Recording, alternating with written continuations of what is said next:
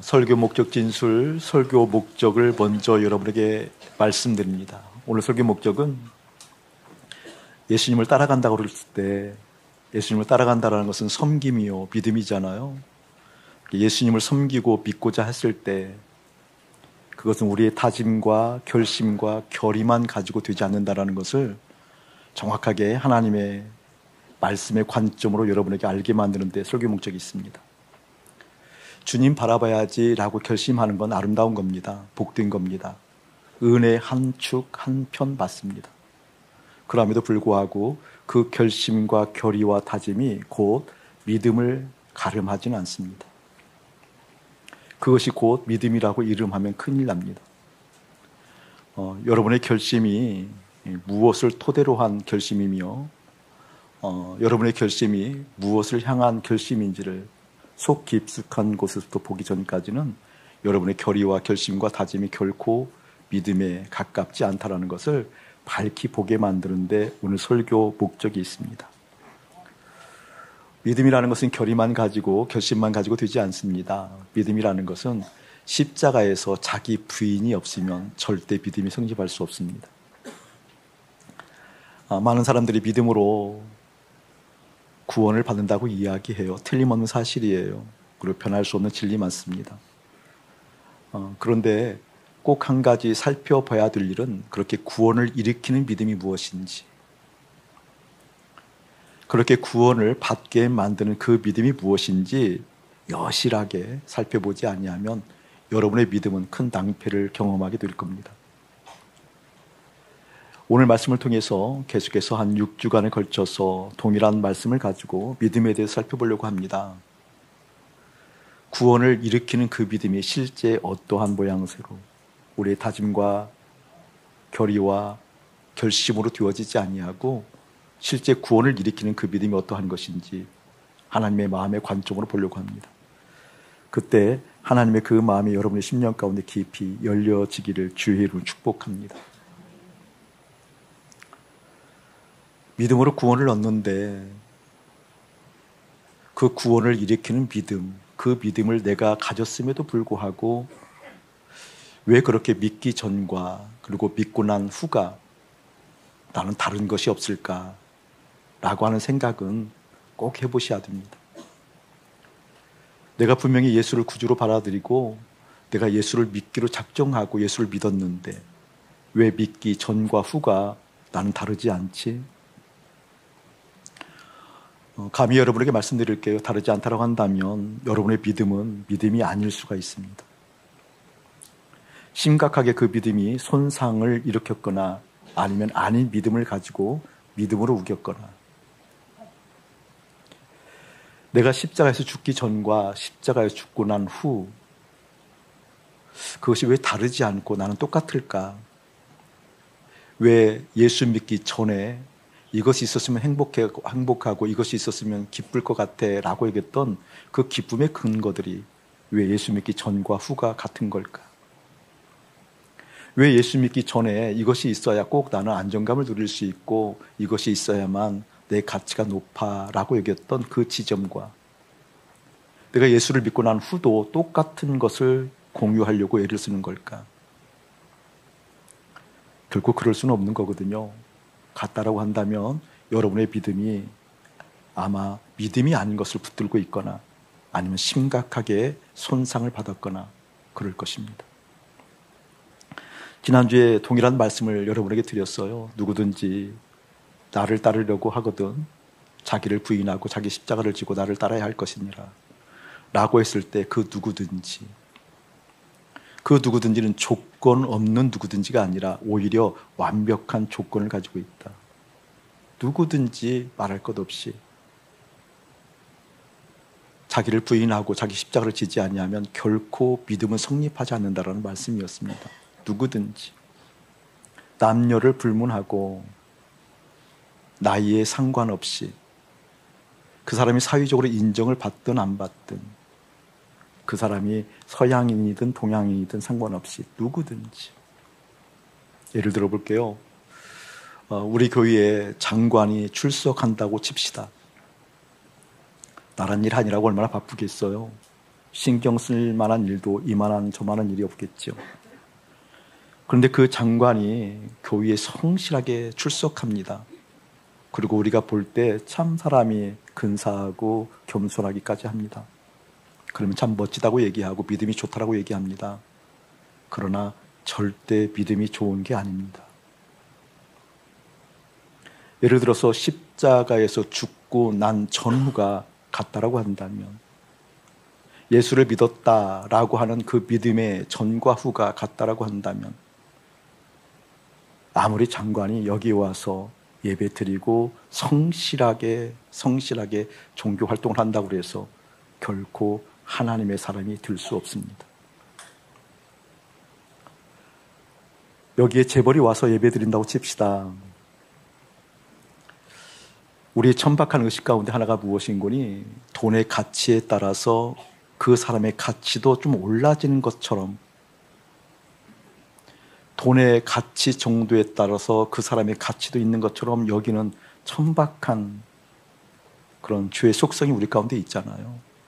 예를 들어서 재벌이 여기 와서 예배를 출석하는데 십자가에서 죽고 난 그 실제가 누구든지 나를 따르려거든 자기를 부인하고 자기 십자가를 진다라는 자기 부인과 그 십자가가 선명하지 않고 예배를 성실히 드리고 그 바쁜 와중 가운데에도 미술을 지으며 사람들을 섬기며 여기서 계속해서 예배 생활을 드린다고 했을 때 많은 사람들이 감동합니다. 어쩜 저렇게 겸손하냐, 어쩜 그렇게 돈이 저렇게 많음에도 불구하고 저럴 수 있냐라고 그 사람을 높입니다. 천박한 일입니다. 죄악스러운 일입니다. 결코 그래서 그 사람의 가치가 높아지거나 믿음이 실제되는 것 아닙니다. 믿음은 누구든지 믿음이 실제되려고 하면 자기를 부인하고 자기 십자가를 지고 예수님을 따라갈 때에만 믿음이기 때문에 그렇습니다. 오늘 말씀을 통해서 우리의 천박한 죄의 속성들이 사라지고 정말 믿음이 믿음되는, 나를 구원으로 일으키는 구원의 역사에 그 대열에 합류하는 하나님의 사람들이 이곳에서 다시 한번 각성하기를 예수의 이름으로 축복합니다. 그런 의미로 오늘 말씀을 한 번 더 되새겨 보려고 그래요. 한 번 더 읽어봅시다. 24절 시작. 이에 예수께서 제자들에게 이르시되 누구든지 나를 따라 오려거든 자기를 부인하고 자기 십자가를 지고 나를 따를 것이니라. 누구든지 나를 따라오려거든 했을 때 나를 따라오거든 줄 그어놓고 1번 해놓으세요. 나를 따라오려거든 1번. 자기를 부인하고 자기 십자가를 지고 나를 따를 것이니라 했을 때 나를 따를 것이니라 2번 해놓으세요. 줄 그어놓고요. 1번과 2번이 다릅니다. 2번에 나를 따를 것이니라 이 말은 6번째 주간에 이 말씀을 설교를 하겠고, 오늘은 1번이라고 적었던 나를 따라오려거든 이 주제에 대해서 하나님의 마음을 보려고 그래요. 제 몸짓을 한번 봐주시기 바랍니다. 누구든지예요. 누구든지 지난주에 설교를 해드렸어요. 누구든지 예수님을 따라가려고 하면, 예수님을 따라가야겠다라고 마음을 먹는 거죠. 예수님을 따라가야겠다라고 다짐하는 거예요. 누구든지 예수님을 따라가려고 하면 반드시 무엇을 해야 된다? 자기 부인이 있어야 된다. 반드시 자기 십자가를 져야 된다. 그러니까 예수님을 따라간다라는 것은 예수님을 섬긴다라는 개념이요, 예수를 믿는다라는 개념이요, 그분이 나의 구주라는 개념이잖아요. 그렇기 때문에 그분을 따라간다 그랬을 때 그 따라가는 바운드리가 있을 거예요. 어디까지 따라가는가, 그것을 보면 그 믿음의 실제가 드러날 거예요. 어쨌든 예수님을 따라간다라고 했을 때, 그분을 섬긴다라고 했을 때, 그분을 섬기려고 하면, 따라가려고 하면 반드시 의지가 필요하고 다짐이 필요하고 결심이 필요한데, 그 결심이 무엇이냐? 자기를 부인하고 자기 십자가를 져야 된다는 겁니다. 이 부분에서 매우 심각해져야 정상입니다. 의아해야 정상이 아니고 심각해야 됩니다. 왜냐하면 믿는다라고 하는 그 테두리 영역 안에 있는 믿음의 사람들을 보면 어쩌면 단 한 번도 그렇게 다짐해보고 결심해보고 따져보고 믿음을 시작한 분이 없기 때문에 그렇습니다. 근데 성경은 단호하게 얘기합니다. 믿음이라는 것은 반드시 따라가려고 하면 어떤 결심이 있어야 되는 거니? 자기를 부인하는, 자기 십자가를 지는. 근데 우리가 믿기 시작한 그 과정들을 보면 이 모양 저 모양으로 믿기 시작했는데 그 어느 누가 그걸 따져보고 계산해보고 그 계산기를 두드려보고 예수 믿기를 시작했자라는 겁니다. 그렇기 때문에 믿으면 믿을수록 냄새나요. 믿으면 믿을수록 엉터리예요. 그런 이야기를 목사 입장으로 들을 때마다 좀 마음이 아프고 힘든 들음들이 있어요. 들음. 어떤 들음들인 거니? 여러분들의 입술에서 어떤 얘기가 나오는 거니? 교회가 왜 그러냐? 믿는 사람들이 왜 그러냐? 목사들이 왜 그러냐? 이런 얘기를 하잖아요. 그렇게 그것을 볼 수 있는 안목이 선하게 작용됐으면 좋겠다는 마음도 있지만 이 시간 여러분들에게 주의 이름을 권면하는 것은 남을 이야기하지 말고 여러분 자신을 보았으면 좋겠어요. 여러분 자신을 꼭 봐야 돼요. 이게 교회가 왜 그러냐, 믿는 사람들이 왜 그러냐, 이 말은 무슨 말이에요? 믿음이라는 것은 뭔가 다르다라는 거잖아요. 믿기 전과 믿고 난 후가 달라야 된다라는 거잖아요. 그 달라야 된다는 그 기준이 뭐냐고요. 무엇이 어떻게 달라야 되냐고요. 사랑하는 여러분들에게 믿음을 이야기할 때 오늘 성경은 분명하게 똑똑한 언어로 이야기하고 있다는 겁니다. 예수님을 따라가려고 하거든. 아직 따라간 것이 아니에요. 아직 믿은 게 아니에요. 믿으려고 하면. 아직 섬기는 그 지경에 이르는 것 아니에요. 섬기려고 하거든. 반드시 결정해야 된단다. 자기를 부인하고 자기 십자가를 져야 된단다.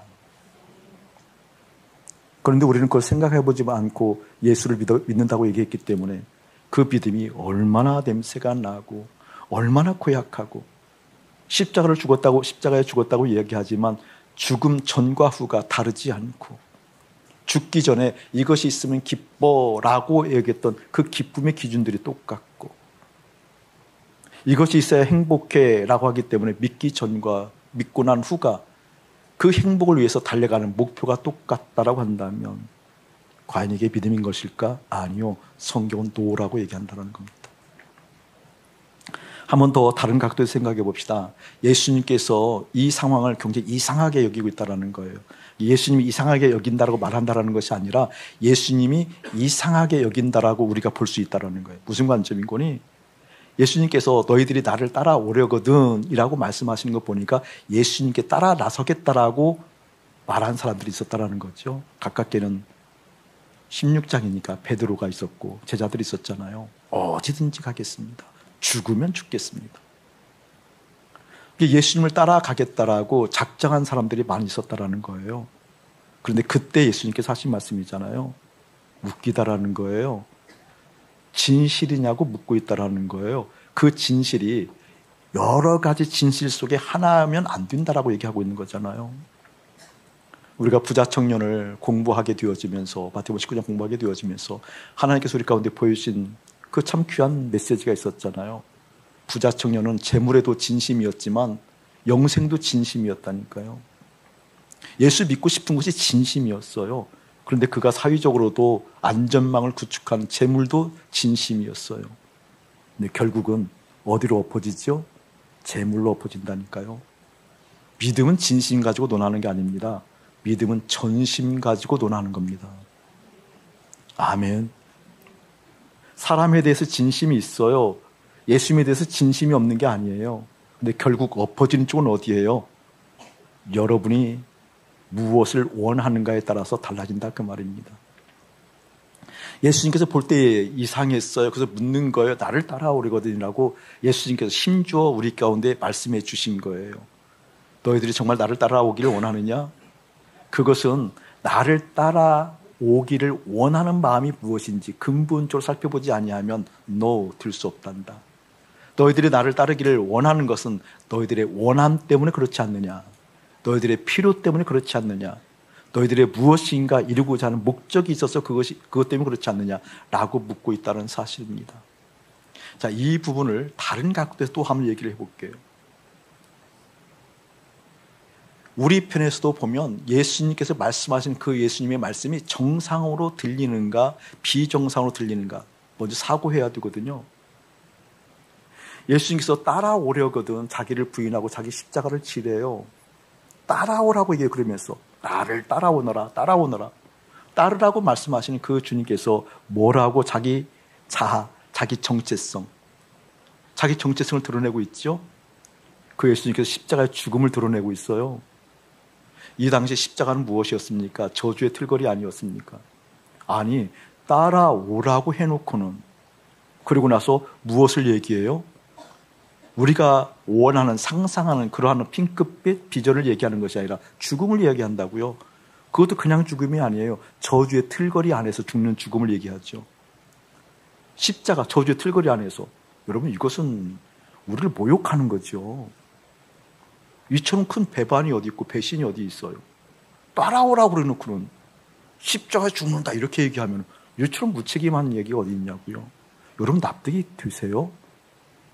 그 예수님 따라갈래요? 지금 그런 얘기잖아요. 지금 사업을 같이 한다고 칩시다. 동업하는 동업자에게 핑크빛 전망을 잘 이야기하고 그리고 나서 혹해서 따라가려고 그러는데 그때 이야기하는 거예요. 우리 그런데 일주일 뒤에 부도나 이 부도가 그냥 부도가 아니야. 그냥 세상 뒤집어 놓을 걸. 그러면 이건 뭐예요? 그냥 미친 소리도 아니고 무시하는 것, 이건 어떻게 모욕적이고 어떻게 처세를 해야 돼요, 여러분? 그런 상황이에요, 지금 이 상황이. 나를 따라오려거든 이라고 따라올 수 있는 조건들 이러면 따라올 수 없어 꼭 따라와야 돼라는 얘기잖아요. 따라오려고 얘기를 해놓고는 십자가의 그 죽음을 얘기한다고 해버리면 저주의 틀거리를 얘기하면 어떻게 따라갈 수 있냐고요. 이 간격, 이 거리감 무엇 때문에 그렇죠? 또 그것을 어떻게 메꿀 수 있는 거죠, 여러분? 여기서 분명한 기준 하나가 복음적으로 믿음적으로 제시되고 있습니다. 사랑하는 여러분들이 예수님을 따라간다라고 했을 때 그 따라가고자 하는 수긍할 수 있는 그 바운더리, 내가 따라갈 수 있는 그 거리가 있는 거잖아요. 그 안이 있는 거잖아요. 여러분 어디까지 따라갈래요? 제자들이 생각하고 믿음의 사람들이 생각합니다. 예수님 따라가라고 했을 때 어디까지 따라갈 수 있는 건가? 그런데 엉뚱하게도 예수님 죽음을 얘기하면 그게 이해가 되냐고요. 아니 예수님 십자가의 저주 가운데 죽었는데 따라가고 싶어도 죽음이 왜 어떻게 따라가냐고요. 그런 얘기잖아요. 끝났는데 죽었는데 생산활동을 할 수가 없는데 어떻게 그 예수님을 따라가냐 그 말이에요. 십자가에 대한 분명한 은혜와 비은혜가 등장하고 있다 그 말입니다. 우리는 십자가가 뭐였어요? 이 당시에 십자가는 무엇을 상징해요? 저주, 끝. 실제 호흡이 끊어지는 이 세상의 끝을 이야기하잖아요. 그런데 예수님은요, 십자가는 세상의 끝이지만 새로운 출발이란다. 할렐루야. 할렐루야. 십자가 너머의 삶들을 살려고 십자가 넘어 보이는 그 영광이 실제되게 하려고 십자가가 필요하단다 라고 그 따름을 이야기하는데 우리는요 십자가가 기준되었을 때 뭐가 기준이 된 거예요? 끝난다라는 것, 세상이 끝난다라는 것, 더 이상 어떻게 해볼 수 없다라는 것. 이 차이가 여러분 심령 가운데 깊이 이해됐으면 정말 좋겠습니다. 많은 사람들이 그 십자가 실제되지 않았기 때문에 십자가 너머에 대해서 생각, 바람, 원함, 긍지 이런 게 없지요. 그런데 예수님께서는 그 십자가 실제 들려고 하면 어떻게 자기를 부인하고 자기 십자가를 져야만 그것이 가능하단다, 볼 수 있단다 라고 말씀하시고 있다는 사실입니다. 저는 여러분에게 주의 이름으로 권면합니다.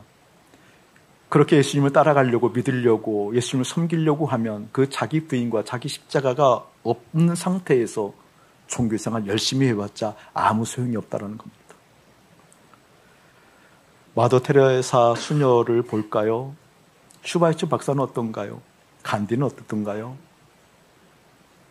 아프리카 오지에 가서 섬기는 예를 들어서 선교사님들은요, 우리 교회가 일부 참석하고 있는 빈민사역, 쪽방촌 사역은요, 여러분 아무리 그것을 열심히 한다고 해도 고린도서 13장에서 이야기하고 있는, 고린도전서 13장에서 이야기하고 있는 사랑, 자기 몸을 불살로 내어줄지라도, 그런 사랑을 한다 할지라도, 오늘 믿음의 관점에서 얘기할 때 자기 부인과 자기 십자가를 질 일이 없으면 아무 소용이 없다, 그 말입니다.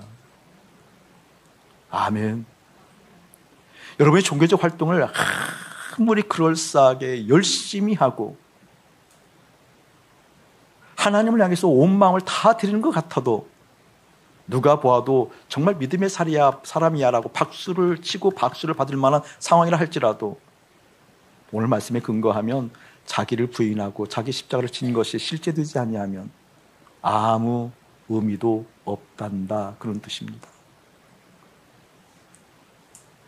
우리 하나님께서 우리 인간들을 사랑할 때, 믿음을 이야기할 때, 이 믿음을 너희들에게 주고 싶어라고 얘기할 때, 요한복음 3장 16절을 우리는 많이 종종 인용하잖아요. 하나님이 세상을 이처럼 사랑하사 독생자를 주셨으니 누구든지 그를 믿는 자마다 멸망하지 않고 영생을 얻는다. 거기도 보면 그 어감이 중요하다고 이렇게 얘기하시잖아요. 이처럼 사랑한다. 근데 그 사랑을 우리가 받고 그 사랑이 실제구나라는 것이 믿기워지면 구원을 받는데, 그 사랑을 받은 믿음의 사람이라고 일컬어지는 사람들 중에서 목사님에게 질문할 때가 많아요. 목사님, 어쩜 그렇게 저는 사랑이 안 되는지 모르겠어요. 좋은 의미로 얘기하는 겁니다. 그렇게 주님께 나와서 갈급하고, 그렇게 종교적인 열심을 쌓고, 그렇게 그 사랑을 갈급하고 나도 예수님처럼 살고 싶다라고 그렇게 이야기함에도 불구하고 어쩜 그렇게 예수님처럼 사랑이 안 되는 줄 모르겠어요. 저는 그런 이야기가 좋게 안 들립니다. 저는 그런 상담들이 가엽게 들리지 않습니다. 지금 망해가고 있구나라고 망하는 소리를 들립니다. 왠 줄 아세요? 여러분 기억하셔야 돼요. 뭘 기억해야 되는 거니? 우리 주님께서 하신 그 일들이, 주님의 그 사랑에 실제 되려고 하면, 예를 들어서 우리 예수님께서 마국간에 여물통에 임하셔서 여물통에 오신 그 여물통에 머무는 것이 사랑이라고 생각하고, 그것이 겸손이라고 생각하고, 그것이 섬김이라고 생각하면 평생 가도 여러분 구원 못 받아요. 주님의 사랑은 어디서 이루어지는 줄 아세요? 하늘에서 땅으로 떨어질 때 사랑이고 구원이고 믿음이에요. 아멘. 아직도 못 기다리세요? 마국간의 여물통에 임한 것이 주의 사랑과 겸손이 아니라니까요. 그것 보고 겸손이라고 얘기하잖아요. 그것 보고 자기 비하라고 말하지 않아요. 자기 겸손, 자기 비하. 사랑은 뭐예요? 하늘, 조물주가, 하나님이, 하늘, 창조주 그분이 어떻게 피조물이 되어진, 땅으로 떨어진, 땅으로 내려온 그 사건이 사랑이고 기쁨입니다. 아멘. 그렇기 때문에 사랑은 뭐예요? 하늘에서부터 땅으로 떨어진 낙차예요. 쉽게 말하면, 알아듣게 설명하면. 그렇기 때문에 주님 믿어야지, 기도하며 주님 이 사랑 주세요. No, 그게 아니고 우리 자체가 하늘로 올라가야만, 하늘로 올라간 적이 없으면, 하늘에 실제된 것이 없으면 땅으로 떨어질 수 없기 때문에 기도에서 되는 종교적 그러한 활동들이 믿음이 아니다, 그 뜻이에요. 깨달아지세요? 주님의 사랑이 실제되려면 내가 어디에 있어야 되는 거예요, 여러분? 하늘에 있어야 된다, 그 말이에요. 아멘. 하늘로 어떻게 가죠? 그게 십자가잖아요. 하늘로 가는 것이 십자가잖아요. 예수님과 함께 죽고 살고 부활하고 함께 승천할 수 있는 유일한 길이 십자가잖아요. 그 십자가를 통해서 어떻게 하늘에 가 있을 때 부어지는 하늘 아버지의 사랑이 있다, 그 뜻입니다. 오늘 본문이 그걸 얘기하고 있는 거예요. 하늘 아버지의 마음이 실제된 것, 그것은 자기를 부인하는 십자가. 십자가의 죽음이 실제 되어지는, 내가 죽은, 예수와 함께 죽은 내 십자가, 그 십자가가 실제되지 않고는, 그 십자가가 실제되이 무엇인지 우리의 마음으로부터 다짐하고 결의가 없으면 결코 예수를 따라갈 수 없단다 라고 말씀하시는, 그 의미가 더 깊이 새겨지기를 주의 이름으로 축복합니다. 마태복음 8장 한번 봅시다. 마태복음 8장 18절에서부터 22절까지 한 절 한 절 보면서 말씀드리겠습니다. 우리 18절 한번 읽어봅시다. 시작. 예수께서 무리가 자기를 애워싸는 것을 보시고 건너편으로 가기를 명하시니라. 거기에 보면 예수께서 무리를 동그라미 쳐놓으세요. 그리고 줄 그어놓으세요. 자기를 애워싸는 것을 보시고 줄 그어놓으세요. 자기를 애워싸는 것을 보시고 줄 그어놓으세요. 그리고 저를 보시기 바랍니다. 많은 무리가 예수님을 따랐어요. 왜냐하면 예수님의 그 일상의 행동들이 범상치 않았고 실제 능력들이 드러났고 필요를 채우는 충분한 하늘 영광이 있었던 것 같아서 많은 사람들이 예수님을 따랐습니다. 그렇게 예수님을 따라 나서는 걸 보고 예수님께 열광해서 예수님께 오는 사람들을 보고 나서 예수님께서 그들을 피하여서 건너편으로 갔다 그렇게 얘기하고 있습니다. 간단한 이야기가 아니에요. 저를 보세요, 여러분. 예수님이 이 땅에 구원을 일으키려고 오신 거잖아요. 구원을 주시려고 오신 거잖아요. 사람들에게 구원을 베풀려고 오신 거잖아요. 그럼 사람들이 모이면 좋은 거 아닌가요? 그렇잖아요. 사람들이 모이면 지금 하늘의 십자가의 도를 전할 수 있고 하나님의 마음을 전할 수 있어서 사람들이 많이 모이는 것은 좋은 거죠. 그런데 많이 모였는데 그들을 피하여 떠났대요. 그리고 그들의 이름을 무리라고 표현하고 있어요. 왜 그렇죠, 여러분? 중요한 개념이에요. 많은 한국의 교회들이 사람들이 모이는 것을 굉장히 좋아하고 부흥이라고 얘기합니다. 모여야 된다고 박수치고요. 또 모이기를 힘쓰게 얘기합니다. 그러나 감히 이야기합니다. 그냥 모이는 것은 저주입니다. 예수님께서 분명하게 많은 무리가 모였을 때 피하여서 갔다는 것은 무슨 말일까요? 왜 그랬을까요? 오히려 모이게 하려고 구원받게 하려고 사람들을 만나려고 접촉하려고 예수님이 이 땅에 오셨는데 하늘 아버지의 영광을 버리고 이 땅에 오셨는데 왜 그랬을까요, 여러분? 중요한 의미예요. 다른 것 아닙니다. 이런 상태로 만나면 예수님과 참된 만남이 될 수 없기 때문에 피했다 그 말입니다. 아멘. 우리가 지금 이 2부 때에도 수백 명이 이 자리에 와 있습니다.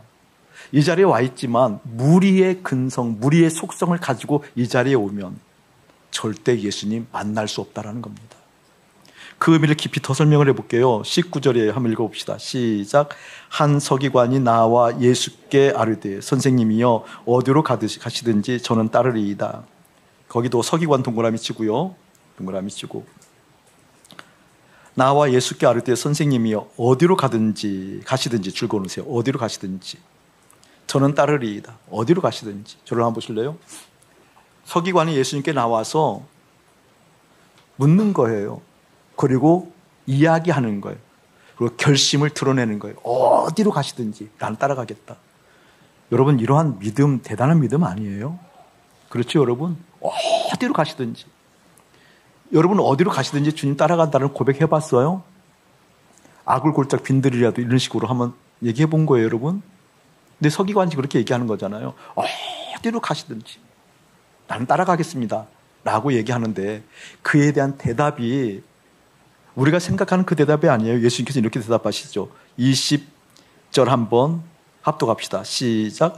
예수께서 이르시되 여우도 굴이 있고 공중에 새도 거처가 있으되 인자는 머리 둘 곳이 없다 하시더라. 거기에 본 여우도 굴, 공중에 새도 거처 있으되 인자는 머리 둘 곳이 없다. 저를 보실래요 여러분? 지금 서기관이 예수님께 나와서 어디로 가든지 나는 주님을 따라가겠습니다 라고 결심을 얘기하거든요. 따라가겠습니다. 어디든지 상관없습니다 라고 얘기하니까 예수님께서는 웅변적으로 그의 마음 속을 꿰뚫어 보시고 웅변으로 말씀하시는 거예요. 여우도 굴이 있고 공중에 새도 거처가 있는데 나는 머리 둘 곳조차 없다 이렇게 얘기하는 까닭이에요. 직접적으로 표현해 볼까요? 예수님께서 지금 형편적으로 이야기하면 여우보다 공중의 새보다 형편적으로 보면 못하다 낫다. 실제 예수님께서 하신 말씀이 못하다라는 거예요.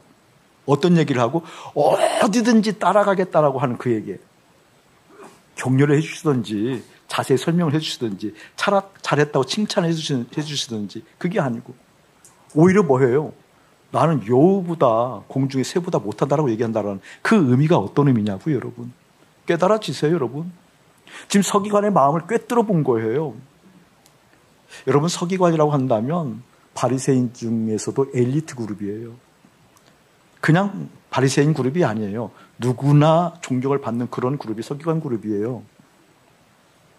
근데 이 당시 서기관이 그 엘리트 그룹 중에서 한 서기관이 참 독특하기도 한 것 같아요. 관점이. 당시 예수님의 살인세가 남냈을 테고 따르는 사람들을 보면 비주류잖아요. 다 비주류. 천박한 사람들. 인정받을 수 없는 사람들. 주류에 편입될 수 없는 그 사람들. 그 몇몇이 따르고 많은 사람들이 박수를 치면서 좀 이상해. 범상해. 뭔가 달라. 저분이 혹시 우리 이스라엘을 구원할 사람 아닐까라고 하는 그런 소문들이 퍼져나갈 즈음에 서기관이 보니까 남다른 거예요. 형색은 아직은 별 볼 일 없지만. 여러분, 이 당시 서기관들이라고 한다면 어떤 소원들을 마음에 품고 사는 거니 좋은 스승을 만나는 것이 최고의 소원이에요. 사도 바울이 가말리엘 문화생이었잖아요. 당대 랍비 중에서 3대 랍비 중에 하나가 가말리엘이었어요. 이게 사도 바울 같은 경우는 가말리엘 문화생이기 때문에 가장 최고의 좋은 랍비 스승을 두었던 사람이 있죠. 그게 자부심이거든요. 그게 서기관들, 바리새인들에게 있어서는 그게 성공이거든요, 성공. 근데 그런 관점으로 서기관이 예수님을 가만히 보니까 지금은 저래도 앞으로는 뭔가 달라질 뿐이에요. 지금은 저래도 앞으로는 뭔가 틀림없이 두각을 나타내실 뿐이어서 저분의 문화생으로 들어가면 괜찮을 것 같아서 선생님, 어디든지 따라가겠습니다. 라고 얘기했는데 그 어디든지 그 바운더리가 어디예요, 여러분? 크게 얘기해서 어디세요, 여러분? 세상이 세상. 어디든지 얘기하지만 세상이라니까요. 우리 예수님께서 분명하게 얘기한다고요. 제자들은 믿음의 사람들이라고 일컬어진 사람들조차도 예수님의 십자가를 얘기할 때 끝이에요, 그냥. 내가 따라갈 수 있는, 수용할 수 있는 그 거리가 수용성이 끝이에요, 끝. 이 세상은 끝이에요. 근데 우리 예수님은요, 아니다. 세상은 끝나지만 세상을 끝나게 만든 그 십자가가 어떻게 새로운 세계의 출발이다. 할렐루야.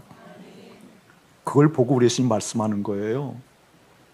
여우는 굴이 있고 새에게는 거처가 있지만 나는 머리 둘 곳 하나 그런 거처가 없다라고. 그 관점이면 나를 못 따라온다. 세상에서 무엇인가 이루려고 하는 그 관점, 그러한 관점이 자기 부정하지 않고는, 그러한 관점이 십자가 죽지 않고는 결코 나를 따라올 수 없다라고 하는 실제가 믿음이라는 것. 알아두리기를 예수님 축복합니다. 마태복음 19장. 거기에 보면 재물이 많은 청년 이야기가 19장 16절부터 등장합니다. 저를 한번 보실래요? 서기관 같은 경우에는 예수님을 따른다고 그랬는데, 어디든지 간다고 따라간다고 그랬는데, 사실 그 입장을 정확하게 신앙적으로 표현한다고 한다면 따라가는 게 아니라 예수님을 앞장 세운 겁니다. 맞나요? 예수님을 앞장 세운 것과 따라가는 것 차이점을 여러분 좀 느끼시겠어요? 앞장 세운다라는 것은 내 뜻이 있어요. 내 생각이 있다고요. 그래서 그 앞장 세우고 따라가는 것과 내 생각이 실제 죽고 자기 부인 되어지고 따라가는 건 다르다, 그 말이에요. 오늘 이 부자 청년 같은 경우는 많은 것들이 있었어요. 그 누가 보아도 박수를 받을 만한 사람이었고 믿음이 좋다고 일컬어지는 친구였잖아요. 믿음이 너무 좋았던 친구예요. 가질 것도 다 가졌어요. 된 것도 다 있어요. 그런데 그 부자 청년을 우리 주님께서 보고 영생을 얘기할 때 자기 소유를 다 팔아서 주고 따르라고 그러니까 그걸 하지 못하고 어떻게 해요? 그냥 떠나가잖아요. 여러분, 예수를 믿는다라는 거, 따른다라는 거 개념 중에 하나가 앞세우는 개념도 결국 못 따라가지만 덧붙이는 개념도 못 따라갑니다. 보충하는 개념도 못 따라갑니다. 다시 말하면 재물에도 진심이고 영생도 진심이고 이런 경우는 절대 못 따라갑니다. 자식에도 진심이고 내가 믿는 예수도 진심이고 절대 못 따라갑니다. 결국 부딪히면 자식에게 엎어지고 재정이 엎어집니다. 그런 얘기가 지금 부자 청년 이야기거든요. 여기서 어떻게 해요? 그러면 누가 주님을 따라갈 수 있겠습니까? 라고 제자들이 얘기하잖아요. 뒷부분 보면.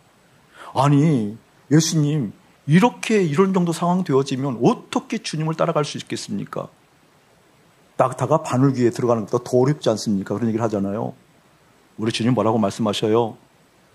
그것은 사람으로는 할 수 없으나 하나님으로는 할 수 있단다. 아멘. 그래서 여러분의 마음이 움직이라는 겁니다. 마음으로부터 원하라는 겁니다.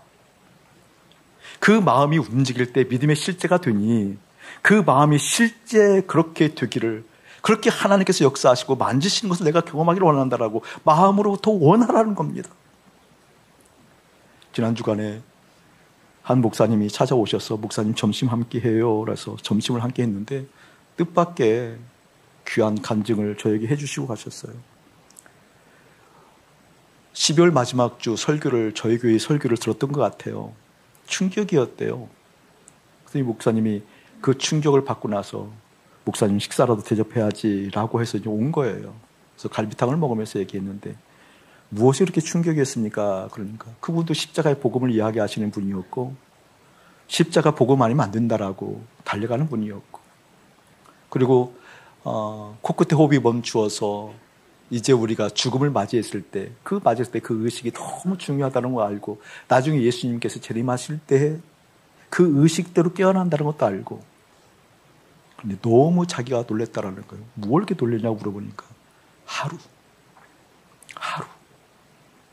오늘 하루 잠들을 때 내가 복음을 몰랐던 것도 아니고 의식이 어떻게 정신을 차려야 되는 것도 알았는데 오늘 하루 내 의식을 아무렇게나 내버려 두고 나는 잠자리에 들었습니다. 목사님, 깨달아지세요?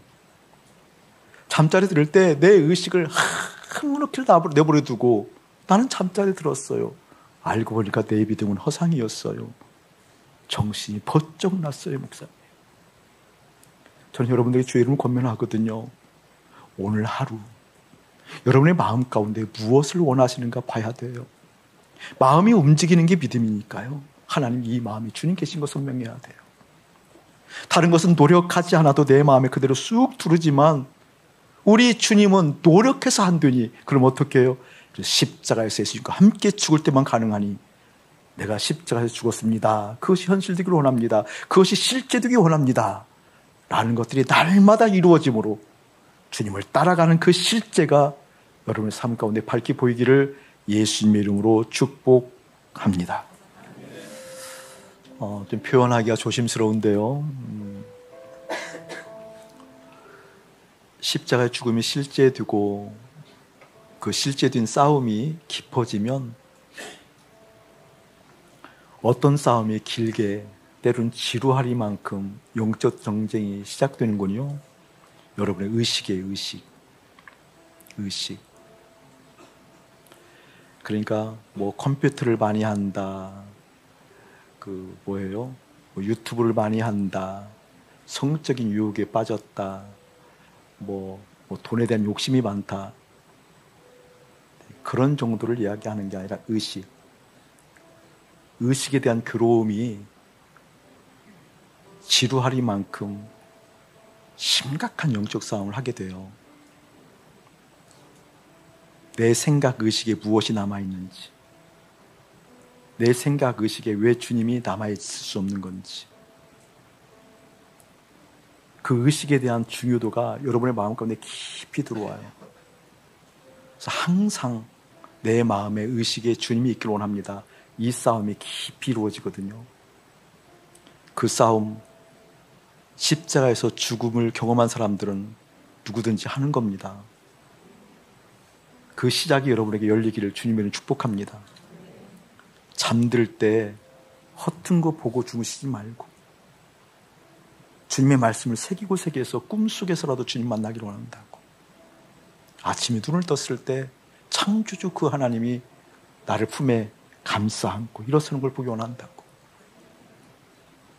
이것은 그렇게 해서되는 게 아니에요. 또한 문제는 돈과 하나님을, 재물과 하나님을 겸하여 섬길 수 없다는 이야기를 계속해서 여러분에게 말씀드리잖아요. 섬김이라는 것은 그냥 되지 않는다니까요. 따름이라는 것은 그냥 따르지 않는다니까요. 내 마음으로부터 먼저 좋아질 때 섬김이 시작됩니다. 내 마음이 좋아지지 않고 섬김이 시작되지 않아요.